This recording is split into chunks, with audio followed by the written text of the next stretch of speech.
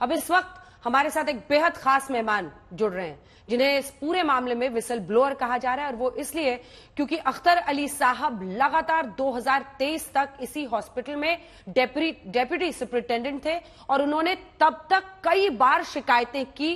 वो कोर्ट में भी गए, उन्होंने विजिलेंस कमिश्नर को भी चिट्ठियां लिखी। आज वो हमारे साथ लाइव आज तक पर जुड़ रहे हैं। अख्तर अली साहब, आपने बहुत सारी शिकायतें की। आप बता रहे हैं कि डेड बॉडीज के भी ट्रांजैक्शन में कई तरीके से अस्पताल में वो इधर उधर कर रहे थे। प्रिंसिपल पर ये गंभीर आरोप आपके हैं। अब जबकि इसी आरजीकर मेडिकल कॉलेज में हॉस्पिटल में रेप और हत्या का ये बर्बर कांड हुआ है, क्या कुछ कड़ियां आपको अपनी पुरानी शिकायतों और इस केस में जुड़ती हुई दिखाई दे रही हैं? जी, जुड़ती हुई इसलिए दिखाई दे रही है कि अगर इनके खिलाफ पहले एक्शन हो जाता, क्योंकि ये बहुत गंदे इंसान है, ये पैसे के लिए कुछ भी कर सकते हैं, न इनका कोई दीन है न धर्म है। मैंने जो लगाए थे इन पे चार्जेस, उसको मैंने एक्सपोज भी किया था मीडिया के थ्रू, और कुछ मैंने डॉक्यूमेंट्स भी दिए थे, मगर ये बहुत अफसोस है कि इनके अगेंस्ट में कोई एक्शन नहीं हुआ। और एक आदमी जो अपनी सिक्योरिटी पे 20 सिक्योरिटी और 4 बाउंसर खर्च करते, वो स्टूडेंट को सिक्योरिटी क्या करेंगे। और इन्होंने पूरे कॉलेज को, जो कॉलेज एक जमाने में ईस्टर्न इंडिया का एक नंबर कॉलेज आता था, पूरा एकदम स्पॉइल कर दिया, उस कॉलेज को बर्बाद कर दिया। हाँ। और ऐसा गंदा गंदा काम कॉलेज में ये 2 साल में किए हैं कि इंसानियत भी शर्मसार हो जाए। क्या आपने अपनी आंखों से क्या क्या देखा है? आप जैसे अख्तर साहब गंदा काम कह रहे हैं, आपने अपनी आंखों से इस प्रिंसिपल को क्या करते हुए देखा है?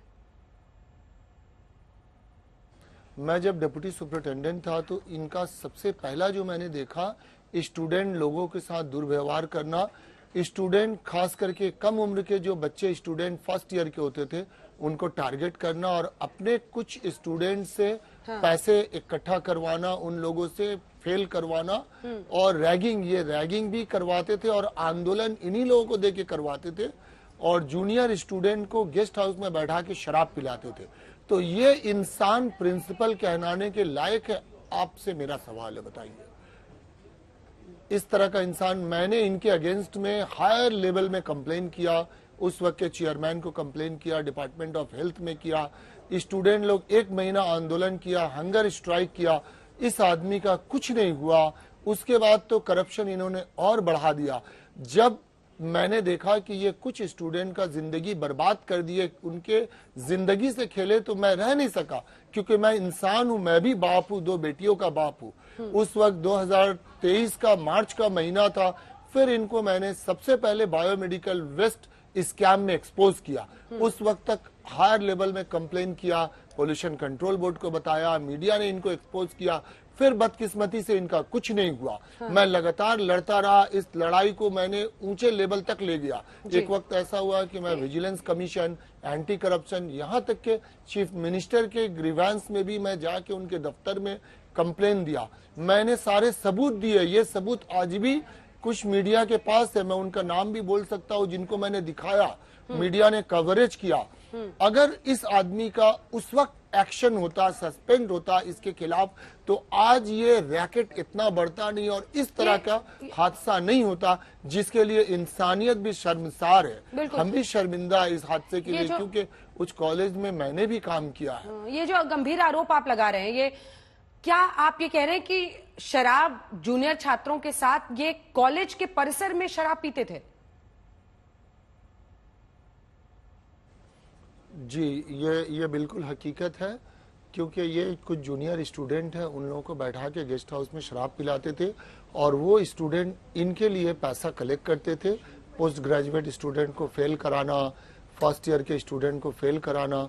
और ये बोलने में मुझे काफ़ी शर्म महसूस हो रही है, मगर क्या करूँ, जो हकीकत है। ये छात्र लोग कभी कभी गेस्ट हाउस में लड़कियां भी बाहर से लेके आते थे। आप जो बता रहे हैं उसको सुनकर मैं बिल्कुल, मतलब जिसको कहते हैं शॉक्ड कंडीशन में, और हमारे दर्शक भी जो सुन रहे होंगे वो भी इससे पूरी तरह से, मतलब कल्पना करना मुश्किल है कि एक मेडिकल कॉलेज का प्रिंसिपल आपके आरोपों के मुताबिक इस तरह से छात्रों के साथ कॉलेज परिसर में सेवन, और आप लड़कियों की भी बात बता रहे हैं।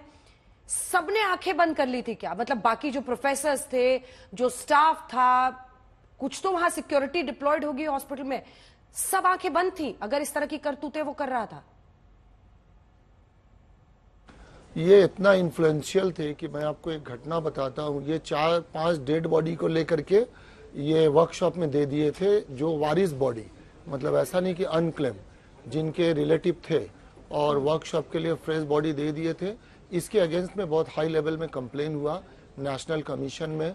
इसके अगेंस्ट में मैंने भी हाई कोर्ट में पीआईएल किया था, और पुलिस के रिकॉर्ड में भी ये एकदम ब्लैक एंड व्हाइट है, क्योंकि पोस्टमार्टम से पहले बॉडी को छेड़छाड़ किया गया।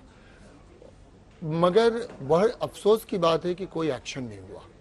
नेशनल कमीशन लेवल पे भी इंक्वायरी हुई, मगर ये सारा दब गया। मुझे समझ में नहीं आया। हाई कोर्ट भी पीआईएल को खारिज कर दिया। मैं समझ सकती हूँ कितनी आपको हताशा इस पर हुई होगी, क्योंकि अब जबकि ये मामला सामने आ रहा है तो सबका जो लेंस है वो अब इस प्रिंसिपल पर पहुंच रहा है।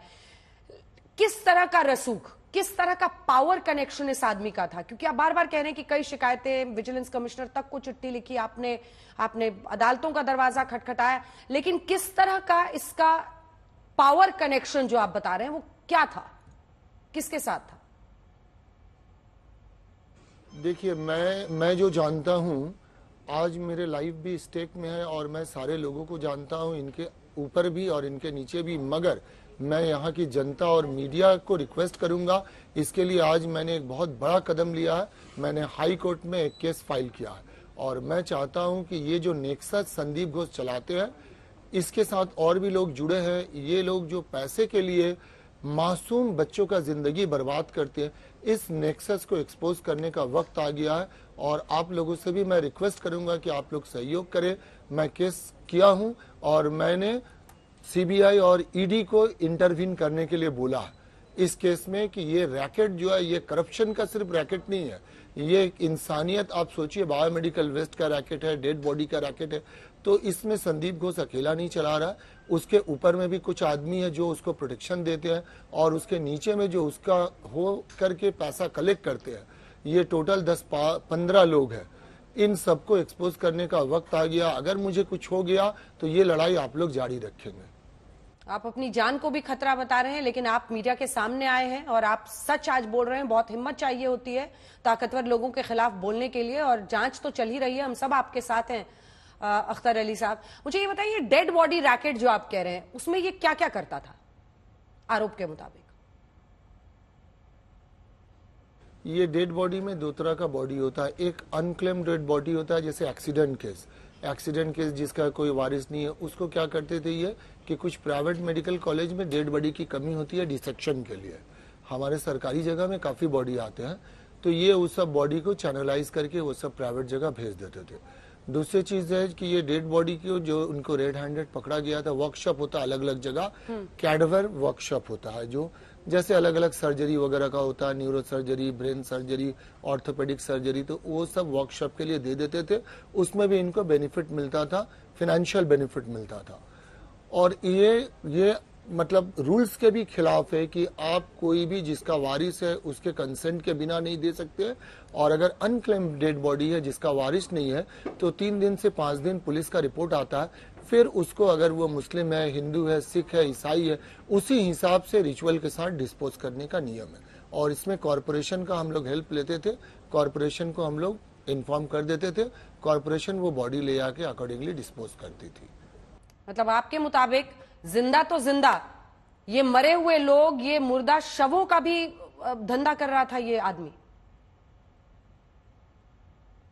जी, ये इंसानियत से गिरा हुआ इंसान है, ये कुछ भी कर सकता है। आपको शायद इनका रिकॉर्ड नहीं मालूम है, इनकी पहली बीवी थी, उनका सीजर हुआ था, उनके पेट में इन्होंने लात मार दिया, सीजर का स्टिच फट गया, वहां के लोकल लोग उसको हॉस्पिटल ले गए, बीच में वो मर गई। ये आपको वहां के 12 साल के लोगों ने बताया, जहां ये पहले रहते थे। अच्छा, अब अख्तर अली साहब, ये जो सिविक वॉलंटियर्स, क्योंकि इस केस में मुख्य आरोपी एक सिविक वॉलंटियर है, संजीव रॉय, इनकी कैसे नियुक्ति होती थी, ये कौन था, इसके बारे में आप क्या बताएंगे? सिविक वॉलंटियर जो होता है कॉन्ट्रैक्चुअल होता है, और ये लोग मतलब परमानेंट स्टाफ नहीं होते और ये पुलिस के अंडर में होते हैं। वहाँ का पुलिस का जो ओसी वगैरह होता है उसके कंट्रोल में होते हैं। लेकिन ये संजय के बारे में मैं इसलिए जानता हूँ कि प्रिंसिपल साहब जो है वो बाउंसर रखते थे, जिसमें टोटल 4 बाउंसर था। और 4 में ये संजय को जब मैंने टीवी में देखा, मैं तो उस वक्त आरजीकर में अभी हूँ नहीं, तो मैंने देखा तो मैंने इसको आइडेंटिफाई किया कि एक वक्त वो प्रिंसिपल के साथ ही रहता था। प्रिंसिपल के साथ वो घूमता था और उसके साथ में और भी 3 लोग थे। तो तब मैंने इसको आइडेंटिफाई किया, मगर इसका रसूख वहाँ तक नहीं होना चाहिए, क्योंकि सेमिनार रूम को मैं बहुत अच्छी तरह से जानता हूँ। उस कॉलेज में मैंने 16 साल दिया, तो उस कॉलेज का चप्पा चप्पा, वहाँ जो एरिया में सेमिनार रूम है वो बहुत सिक्योर एरिया है।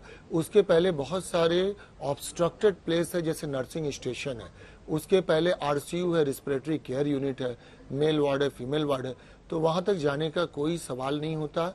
ये ऐसा, मैं अभी तो चूंकि सीबीआई कर रही है इसलिए मेरे लिए कुछ बोलना मुश्किल है, मगर यह भी हो सकता है कि ये प्लान मर्डर हो, क्योंकि वहाँ तक तो जाना मुश्किल है। ये उसके पहले वो जो बिल्डिंग है वो कैजुअलिटी ब्लॉक है और उस बिल्डिंग के ग्राउंड फ्लोर में पुलिस आउटपोस्ट है, जिसको हम लोग पुलिस फाड़ी बोलते हैं। उसके सारे जो भी बैरक है वो रहते वहीं रहते, वहां पे कंट्रोल है सीसीटीवी का और वहां पे मॉनिटरिंग भी होता है। उस बिल्डिंग में जनरल इमरजेंसी है, क्रिटिकल केयर यूनिट है, पीडियाट्रिक वार्ड है। तो वो बिल्डिंग काफी सिक्योर है। मतलब हम लोग राउंड में भी जाते थे तो कोलैप्सिबल गेट में ताला लगा होता था, हम लोग सिक्योरिटी को आवाज देके ताला खुलवा के तब वार्ड के अंदर ढुकते थे। तो ये मैं बिलीव नहीं करता हूँ कि संजय वहां जा सकता है। ऐसा भी हो सकता है कि संजय के साथ कुछ और लोग, फिर भी सीबीआई इसको इंक्वायरी कर रही है, तो मेरे लिए इसको बोलना ठीक नहीं होगा। आपकी बातों से 2 बात मैं जिस पर आपसे जवाब चाहूंगी, क्या आपको भी ऐसी आशंका है कि ये गैंग रेप हो सकता है, 1 से ज्यादा लोगों का किया हुआ है पोस्टमार्टम रिपोर्ट के जरिए? हालांकि आप नॉन मेडिकल स्टाफ हैं, लेकिन आपको क्या ऐसा लग रहा है? और दूसरा, चूंकि ये बाउंसर था, पहले से ये करीबी रहा है, साथ रहता था प्रिंसिपल के, क्या इस वजह से उसको बचाने की कोशिश आपको लगता है कि की गई? क्योंकि शुरू में तो फैमिली को हॉस्पिटल से फोन गया और सुसाइड बता दिया था। देखिए, एक डॉक्टर है जो लास्ट ईयर एक यूजी काउंसलिंग का स्कैम किए थे, मतलब वो बिल वगैरह 9 लाख का बिल को 39 लाख बना दिए थे। फिर वो डॉक्टर घूमने के लिए बेल्जियम चले गए, मैं उनका नाम नहीं बता रहा हूँ। वो डॉक्टर फॉरेंसिक मेडिसिन का है। उनको एक काम में बहुत महारत हासिल है, जो मैंने देखा है, 2 नंबर को इलीगल को लीगल करना। और डॉक्टर संदीप घोष के लिए वो यही करते थे। उससे बेनिफिटेड ये होते थे कि उनको प्लैटिनम जुबली में बिल्डिंग में जिसमें संदीप घोष रहते थे एक एयर कंडीशन चेम्बर दिया गया। फॉरेंसिक मेडिसिन में वो काम नहीं करके सारा दिन संदीप घोष के लिए ही काम करते थे। अब मुझे नाम बताने की जरूरत नहीं है, मीडिया को एक्सपोज करना होगा। वो इलीगल काम को संदीप घोष के लिए लीगलाइज करते थे। एक आखिरी सवाल आपसे जो मैं पहले भी पूछा था, उसका मैं जवाब आपसे चाह रही थी। क्या आपको ऐसी आशंका लगती है, ऐसा शक होता है कि चूंकि ये इतना करीबी था, बाउंसर के तौर पर आपने इसको पहले देखा है, मेन अक्यूज्ड को, मुख्य आरोपी को, आपको लगता है कि उसको इसीलिए बचाने के लिए कवर अप शुरू में किया जा रहा था अस्पताल की तरफ से, जब तक मीडिया का लगातार इस पर प्रेशर नहीं बना, जब लोग सड़कों पर उतर गए, चारों तरफ से घिरने के बाद सच सामने आने लगा? लेकिन शुरू में तो अस्पताल से परिवार को कॉल चला गया था कि ये सुसाइड है। क्या मुख्य आरोपी को बचाने की कोशिश की होगी प्रिंसिपल ने, ऐसा आपको लगता है?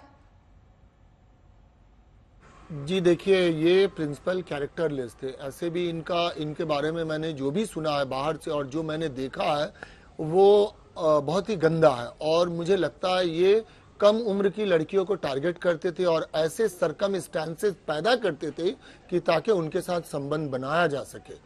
ये मेरी खुद आंखों देखी हुई है और इसमें मैंने 2 लड़कियों को विक्टिम होते हुए देखा है। मगर कभी कभी क्या है ना कि हम लोगों का भी आवाज सुनने वाला कोई नहीं है। मैं बहुत गुहार लगाया, हर जगह गुहार लगाया, लेकिन मेरी सुनवाई नहीं हुई। अब आपके जरिए पूरा देश भी आपको सुन रहा है और इसी के साथ साथ आप कोर्ट में भी गए हैं, तो उस केस का क्या होता हमारी नजर रहेगी।